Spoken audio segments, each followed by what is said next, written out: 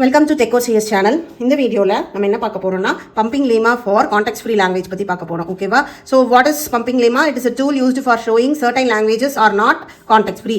சில லாங்குவேஜஸ்லாம் context free இல்லை அப்படிங்கிறத ஷோ பண்ணுறதுக்காக யூஸ் பண்ணுறது தான் pumping Lima. So what is the theorem? We are generating a language from a context free language. அப்போ அந்த இடத்துல என்ன ஆகுது? then there exists a constant n. ஒரு கான்ஸ்டன்ட் வந்து நம்ம கிரியேட் பண்ணுறோம் such that for every string w in l. அப்போ அந்த n நம்ம லாங்குவேஜில் இருக்க ஒரு ஸ்ட்ரிங்கும் greater than or equal to n இருக்கிற ஸ்ட்ரிங்காக எடுத்துக்கணும். ஸோ அப்படி இருக்கும்போது இது ட்ரூவாக இருக்கும்போது we can break w into 5 pieces. ஓகேவா? ஸோ வாட் ஆர் தோஸ் அப்படின்னு பார்த்தா w is equal to uvxyz அப்படின்னு சொல்லிட்டு நம்ம வந்து அதை இது பண்ணலாம். ஸோ uvxyz இப்படி 5 பிரேக் பண்ணதுக்கு அப்புறம் we need to check for 3 conditions. So first one வந்து modulus of vy greater than 0, modulus of vxy less than or equal to n, and uvi to the power I xy to the power I z belongs to that language for all I greater than or equal to 0 அப்படின்னு சொல்லியிருக்காங்க. So இதை நம்ம ப்ராப்ளமில் நான் உங்களுக்கு explain பண்ணுறேன். அதாவது நம்ம வந்து ஒரு n எடுத்துப்போம். அந்த n is equal to 3ன்னு வச்சுக்கோங்க. அப்போ நம்மளுக்கு வந்து ஒரு 3 இதுதான் நம்மளுக்கு 3ங்கும் போது நம்மளுக்கு கிடைக்கிற string.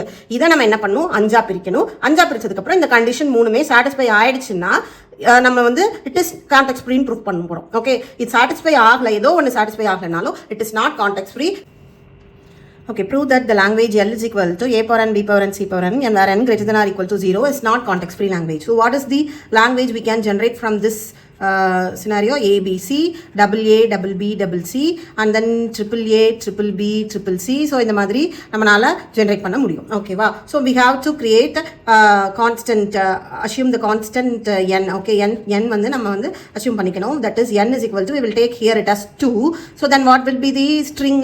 So, double A, double B, double C. ஓகேவா? So, what is the first condition? We need to check modulus of W greater than or equal to n. Okay, so what is modulus of W? That is 6 greater than or equal to 2. So the condition is true. Okay va? இப்படி condition true இருந்தா நம்ம என்ன பண்ணோம்? We need to divide the W into 5 parts. Okay, that is this one as U, this one as B, this one as X, this Y, this Z. Okay va? So இது நம்ம எப்படி வேணாலும் பிரிச்சுக்கலாம். ஆனா ஒரே ஒரு கண்டிஷன் என்னன்னா week வந்து இப்போ A எடுத்தா இன்னொரு வேல்யூ A வே தான் எடுக்கணும். A B ன்னு எடுக்க கூடாது.